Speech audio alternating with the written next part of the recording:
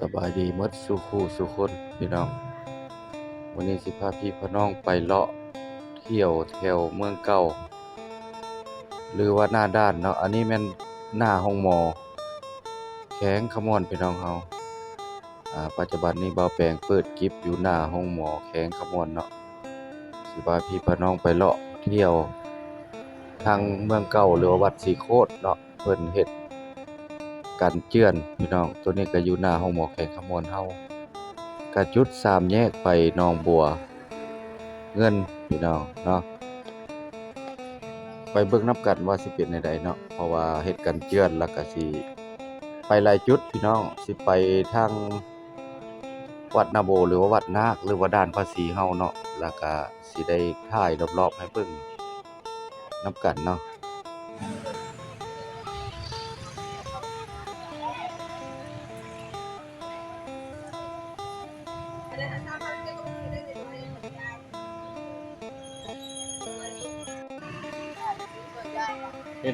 เห็นบ่ได้มีทางไปก็ซื้อซอยย้ายเลยจังสิไปอันแกงแปะอยู่นี่ใหญ่เนาะปลูกน้ำผาบ่อืมหน่วยบ่ใหญ่อันนี้ลำห้งสุกธรรมชาติเนาะอืมโซนนี้สิเป็นเดินวัดศรีโคตรหรือว่าวัดธาตุเมืองเก่าพี่น้องเมืองเก่านั่นก็เป็นจุดหนึ่งแต่ว่าทำบุญทุกๆปีเนาะสิเป็นเดือน3เพ็งเนาะเพิ่นก็ยังจัดทำบุญทุกปีเนาะ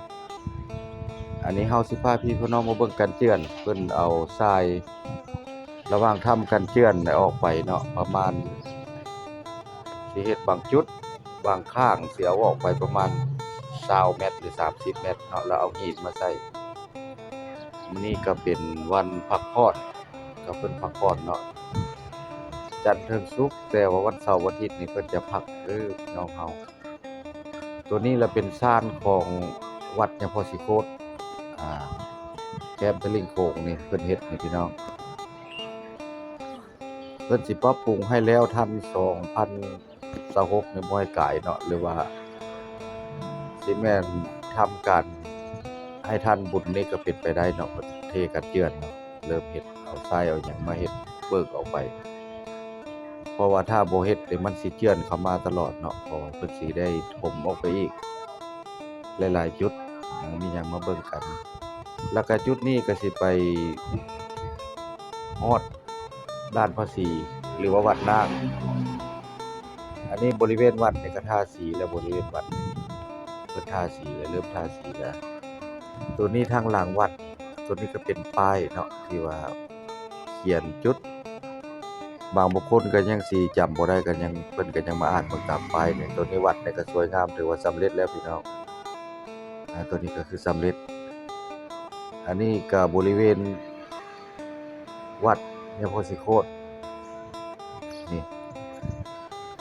เพิ่นก็จะปูต้นเกศหรือตากะโลหญ้านี่ก็สวยงามพี่น้องเพิ่นปลูกหญ้าเนาะอันนี้แม่นทางด้านภาษีเด้อข้ามไปทางนครพนมอันนี้ตัวนี้ก็ขึ้นกระไดวัดนาคพี่น้อง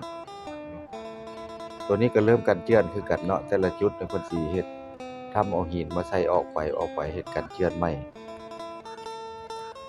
น้ำนี่ก็ไหลแห้งๆพี่น้องวิวธรรมชาติมามื้อนี้ก็ประมาณแดดเติบเนาะประมาณบ่ายโมงครึ่งเนาะมาเบิ่งนำกันว่าสิเป็นจั่งใดเนาะเพิ่นสิให้สำเร็จไวๆนี่ล่ะพี่น้องเนาะให้ทันมื้อนี้ก็เป็นวันพักผ่อนเพิ่นก็ได้พักได้ผ่อนตัวนี้เป็นจุดด้านภาษีเนาะเพิ่นก็เริ่มออกมาเฮ็ดเนาะตัวนี้สิเป็นหน้าวัดกลางหรือวัดนาโบเฮาหรือว่าวัดนาคเนาะอันนี้วัดนาคคือศาลหลักเมืองของพี่น้องศาลหลักเมืองของพญานาคก็คือวัดนาคกับนาบทนะวัดนาโบเฮานี่แหละพี่น้องตัวนี้คลิปนี้ก็บ่มีหยังหลายบ่แปลงมาได้อัปเดตสถานการณ์ระหว่างตะพังเจือนเนาะ สิเริ่มแต่ด้านภาษีไปฮอดวัดสิโคตเฮาหรือวัดเมืองเก่าให้พี่ให้น้องเบิ่งเนาะก็บ่ยาวเอาแบบสั้นๆเนาะพี่น้องเฮาคลิปนี้ก็สิได้ขออำลาพระจากคลิปหน้าคลิปในสิไปพบพ้อกันใหม่ไปหาบ่อนดีๆกว่านี้ให้เบิ่งใหม่พี่น้อง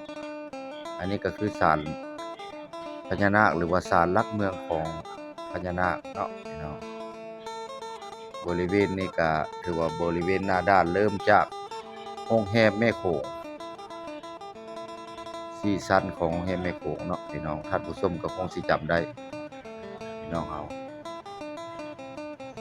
คลิปนี้ก็บ่มีหยังหลายไปก่อนเด้อพี่น้องเฮา